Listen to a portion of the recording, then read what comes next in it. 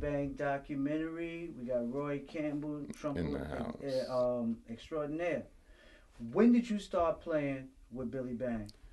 Well, I think it was might have been 1979. I remember Jamil Moondock had a concert at the St. Mark's Church, and Billy Bang sat in with us, and we did a live record called "The Evening of the Blue Men."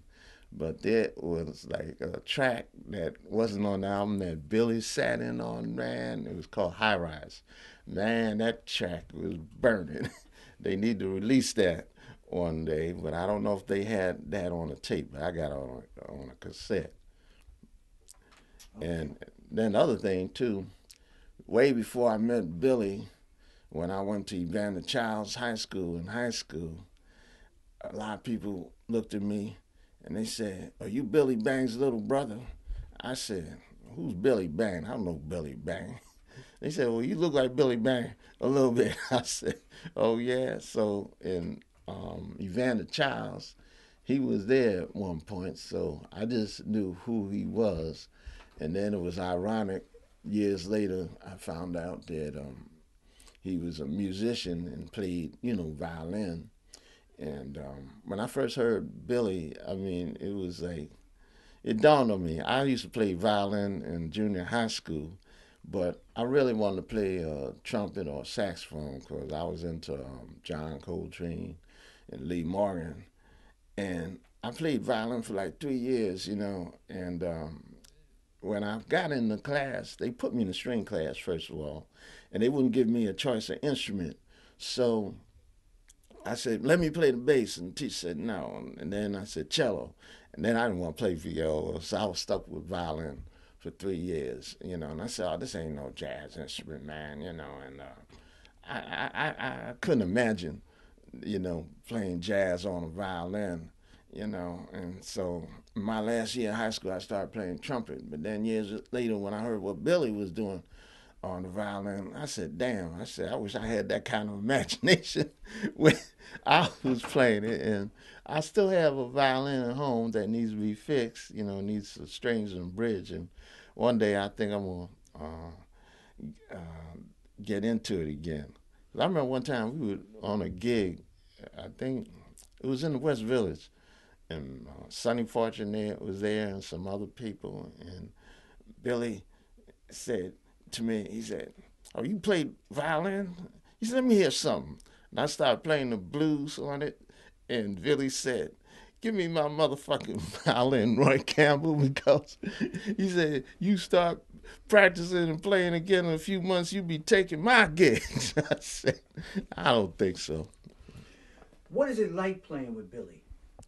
Ah man, it's a pleasure, man. It's like I think from playing violin and playing flute in elementary school, I always heard the high frequencies on the instrument. That's why I play high on the trumpet, and then his spirit and the energy that he expounds, is just the same as myself. We play different instruments, but there's a blending there, and there's a spiritual bond, and we're like musical brothers. Now I know you had limited studio work with Billy, but you did the Carlos one. Is in the studio with Billy? Is there any particular way he likes to record his music? Well, I mean, we had rehearsals and things, and once, he expounds what he wants. If you give him what he wants, it's easy street.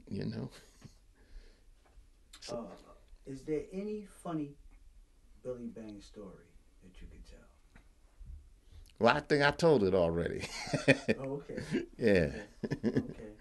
Well, what makes Billy Bang different from other violinists, in your opinion?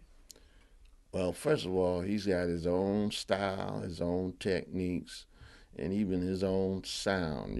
Like I can be listening to KCR or whatever, and I hear something on the radio and they have a violin, I can recognize Billy's playing right away.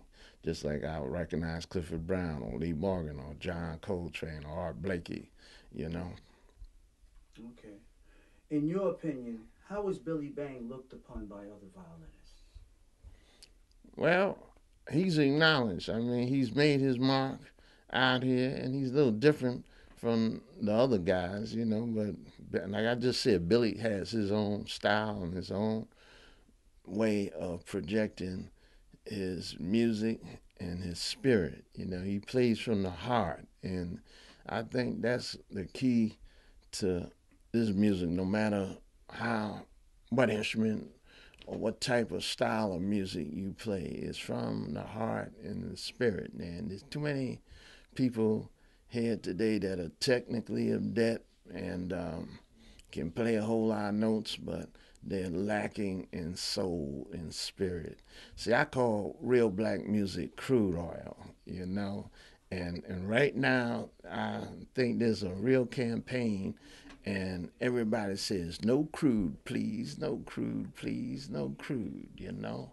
And then this music is being taken over by elite white students that are going to the universities and whatever, and they can afford to um, go to these schools because their parents have monies, they got trust funds and whatever. But in the meanwhile, you know, you don't see hardly any minority students in the schools at all. And then right now, there's a few black violinists, younger students playing violin. This one guy, I don't remember his name, but I heard him last year.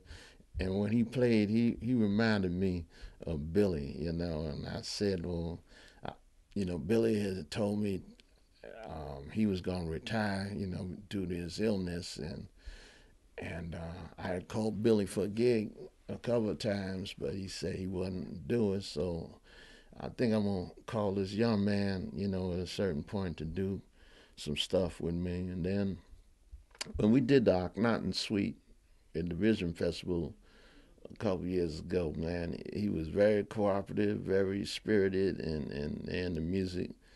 That CD is almost sold out now to print, and um, he made that CD come alive just as much as I did in the whole band, you know. And I feel Billy Bang is a irreplaceable soul, you know. He's unique and dark unto himself, you know. And I'm gonna do a project with this.